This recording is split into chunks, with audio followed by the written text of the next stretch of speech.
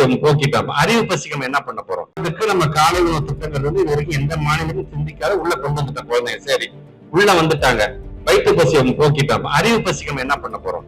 எண்ணம் எழுத்தும் திட்டம் அப்படின்னு கொண்டு வந்து நம்மளுடைய டீச்சர்ஸ் எல்லாமே பாத்தீங்கன்னா ஒரு அர்ப்பணிப்புணர்வோடு பாட்டு பாடி பாடம் சொல்வதாக இருந்தாலும் சரி, ஒரு கதை சொல்லி பாடம் சொல்வதாக இருந்தாலும் சரி, நடனம் ஆடி பாடம் சொல்வதாக இருந்தாலும் சரி, ஒரு ஆப்ஜெக்ட காமிச்சு பாடம் சொல்வதாக இருந்தாலும் சரி, இப்படி எல்லா விதத்திலும் அந்த பிள்ளைங்களுக்கு ஒரு இன்ட்ரெஸ்டிங்காக இருக்கணும். ஏன்னா சில இடத்துல பாத்தீங்கன்னா டிராப் அவுட்டுக்கான ஒரு காரணம் என்ன சொல்றதுன்னா, சார் இன்ட்ரெஸ்டிங்கா இல்ல சார் பிள்ளைங்களுக்கு, அந்த மகிழ்ச்சியான ஒரு கட்டல் இல்ல சார் அப்படின்பது. கட்டலும் கற்பித்தலும் மகிழ்ச்சியாக இருந்தாதான் அந்த பிள்ளைங்களுக்கு இன்னும் அந்த ஆர்வத்தை நம்மளால தூண்ட முடியும்.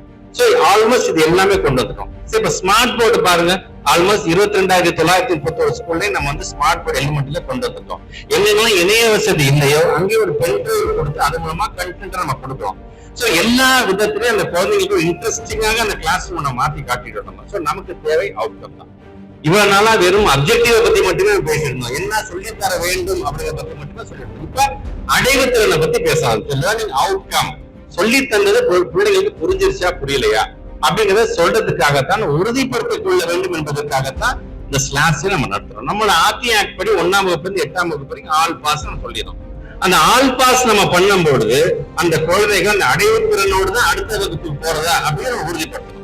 3ஆம் வகுப்புக்கு படிக்க வேண்டிய பிள்ளைங்க படிச்சுட்டுதான் 4ஆம் வகுப்பு போகுதா அப்படிங்கிற ஒரு இண்டிகேட்டர் எங்க வருதுன்னா அந்த ஸ்லாஸ்ல வரக்கூடிய இந்த ரிப்போர்ட் தான்.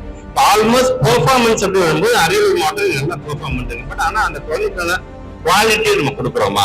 இத்தனை நாளும் இந்த மாவட்டம் வந்து 10th 12th ஃபர்ஸ்ட், இந்த மாவட்டம் 10th 12th செகண்ட் அப்படிங்கிறத பத்தி நம்ம பேசிருக்கோம். எப்படி பார்த்தாலும் ஒரு மாவட்டம் ஃபர்ஸ்ட் பிளேஸ் இருந்துச்சுன்னா இன்னொரு மாவட்டம் 38வது தான் இருக்கும். ஒவ்வொரு மாவட்டம் ஒரு ரேங்க். ஆனா இனி வரும் காலத்துல பேஸ்ட் ஆன் த குவான்டிட்டி இருக்காது, பேஸ்ட் ஆன் த குவாலிட்டி இருக்கும்.